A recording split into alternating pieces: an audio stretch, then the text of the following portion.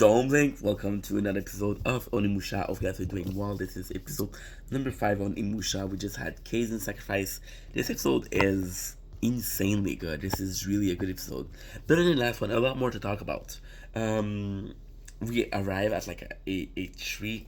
Then we're seeing the tree sister. By who is the tree sister? Well, we just had tree brother. Now we have tree sister. They're coming from the same clan, and they're attacking. The difference is they're alive. It's kind of cool because all along the only enemy they had, right, was they had the brother, there was Gemma, there was Gazen, that was Grandma. Otherwise, there was only Gemma. So these are the first human enemy he has. And the three of them, it's kind of cool because the brother was super strong, but they're super strong too. And they're super fast. And almost as strong, if not stronger, than the previous enemy. So, like, holy shit, yeah. This is a tough battle. Uh, they they actually end up. Oh man, it's a good episode. Because Sai, he runs to protect the kid, which is cool because Sai again knows he's weaker, right? The bird, it gives the gauntlet to the MC, which is kind of cool because uh, the birds, it's actually super loyal. Now we lost Kaizen, so we basically only have the fortune teller. We only have Sahe and the kid. Plus the MC, of course, but we started, we were 8. Now we're 4. So it's not great. We're 3. No, we're 4. We're 4, sorry. Um, the MC sister aren't turn is kind of cool, right? They attack the kid, and the kid has a fever. So I thought it was poison. But they say no, she's not poison. They come to heal her. She's not poison. She's just exhausted, right? Asai goes for medicine. MC is stay to protect the kid because again they want the kid. We're not sure why they want the kid, but they're wanting the kid, right? So he stay to protect the kid with the fortune teller, right? He decided to practice. So again, he's always practicing in between. And here is why he's practicing, which is fucking, to me, it's phenomenal. We have the last assistant, right? He stay behind to protect, and he starts to wonder, why am I alone? Why did everybody keep dying? Why am I the one surviving? So we're seeing survivor guilt, which is phenomenal to have. It's a real condition, and the fact that they're showcasing it, I think it's fucking brilliant, and I really appreciate it. Not because it's something I am doing, but I think it's something that all of us have felt one way or the other, right? The kid decided to practice last assistant stay. Eh, MC start to think about Yemen and why he needs some cash and power. Why is his motivation? And in this episode, it's answer. So it's kind of cool that we're getting the question and the answer in this episode. You don't have to forget. You don't have to worry that you're gonna forget. I really enjoy that. So we got wait a sec. Kid think of Yemen. Okay, he thinks of burning it changed scene. We're seeing a house burning, right? We're seeing this young guy. We don't know who he is. So then I'm like, okay, well maybe that's the MC, but no, it's more than that. So we have the kid who was born in the brothel, right? And he looking for he's going through the burned village, and he found a sword. We see the old master swordsman. Remember the one that had his car here in the first episode, and we're like, wait, so this is in the past. And then you're thinking, we maybe it's the MC, but the MC and the guy are the same age, so definitely not the MC. So who is this guy? It's never somebody we never met. Then we realize that the master, he asked, "Who are you?" And the kid said, he doesn't answer. He said, "Are you born in a brothel?" The kid says, "Yes." The kid finds a sword. It's like, "Why are you looking for the sword?" He said, "Yo, there's a samurai and a brothel, and he died in the brothel, and I brought him. I brought back his sword," which is the correct thing to say because again, there's an honor, and you're like, as long as you bring it back, you're good, right? You did something good, you're not gonna get in trouble. And the kid, he's like, nah. The master's like, nah, nah. I see the way you're looking at the sword. There's no way that you're here only to give it back. He asked the kid his true intention. The kid's like, yo, I want this. I want to become a samurai. I want to have the sword for myself. Right. So this is actually, like I said, a really good episode. I think it's, to me, this is better than the last one. So the master's first event is like, why would you steal a sword?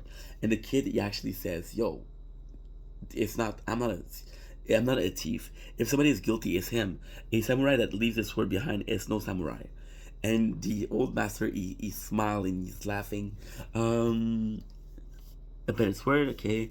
And lots of samurai. Kid said he wants to be a samurai. My sword training, starts his training, and there's a really cool scene where he's like he gives a wooden sword and he's fighting, and then he knocks on the kid. The kid is resourceful, and when they fight, he takes some sand and it shows him just enough to for him to escape. And then there's a really fucking nice moment where the master swordsman hold the katana in a way, and the kid is like, okay, I'm gonna hold it the same way.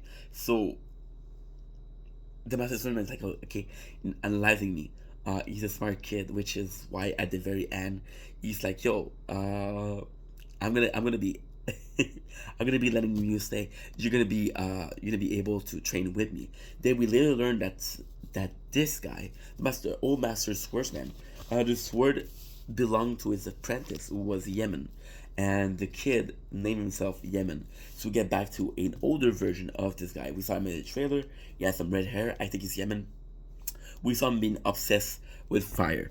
So the obsession with fire is important here because he burned down the brothel. If he burned down the brothel, that proves that he's unstable. If it's a past trauma of the house burning, he may be wanting revenge, right? Then we see the warrior. He's like, yo, you think the MC's gonna come? And Yemen, which is again smart, and he has this perception. He's like, life is difficult. People are sad, right? They don't want to escape that. They're looking for an interesting thing, which is something we heard the Master Swordsman say. Is something we know the MC does. So it does matter. It is important in this very case, right? Thing immoral. Even goes so far as saying, yo, even if it's immoral, not people are gonna be they're gonna be following, they're gonna be gravitating towards interesting things. So I thought it was really cool that we get to see that. Killer family tough. We also learn that he needs money and power, the Gamma, to shape the world into a world that's more interesting. A world of war where people have to fight and have to stay strong to keep alive. That was interesting. And then we learn that Yemen was always really skilled with sword. It was always really fucking. And there's even the Master Swordsman. He says it's a shame that Yemen was born in the era he was born. If he was born before, a simple skill would have taken super far. So maybe that's a vengeance of like, yeah, you didn't let me go far because this was no war. I'm gonna create a war. I thought it was super interesting. The reason why he wants the assistant to come is because he kind of grew up with them. He kind of became their friend, and he misses them. He said they're my family. I need them to by my side, right? Power burning house. Cash. Take out Bernalsi. No, I'm sorry, wrong paper. Money, power. Yemen needs discipline. Disciple, cause their family tough them.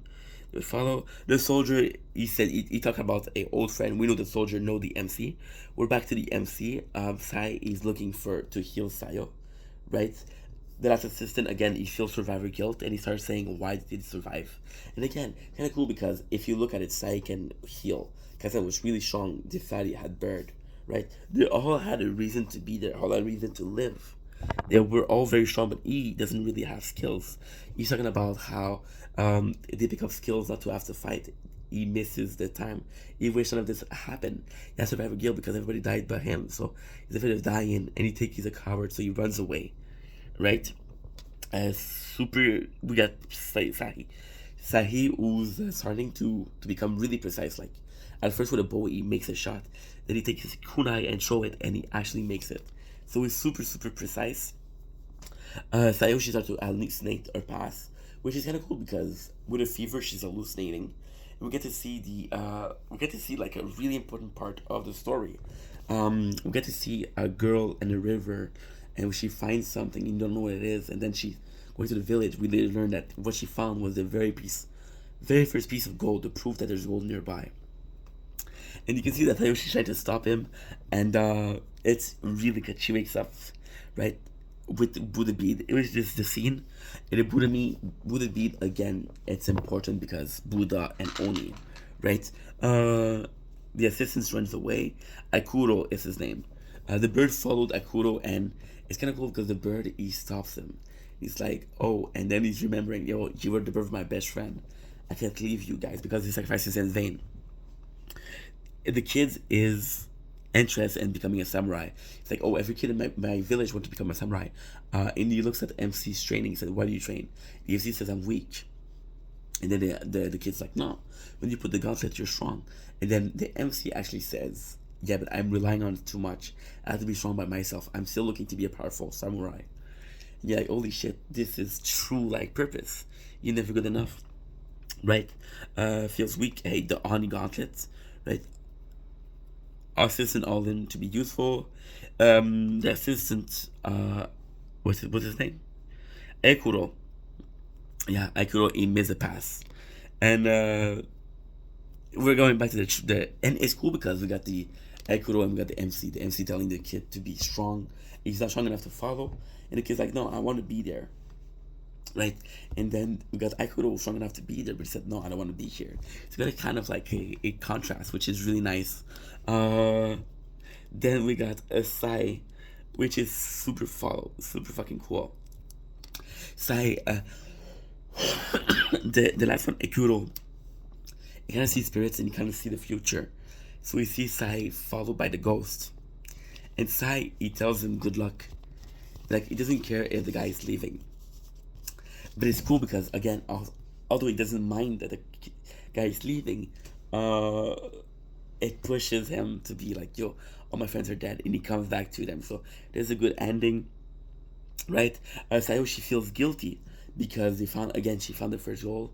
The village became greedy, right? MC, he reassured her, and that's beautiful. He reassured that the reaction to the gold, she brought gold, she had good intention. The reaction, they became greedy, they became violent. It's not her fault, it's their fault, right? She's in pain, she's crying. MC, he hugs her, he's a good dude. There's a moment that's an important moment because you see that she's in pain, and he takes care of her, right? Saya bring back assistant. We got the tree sister again. They're fighting again, and then the MC, he one shot the tree sister, right? So that means he did get stronger.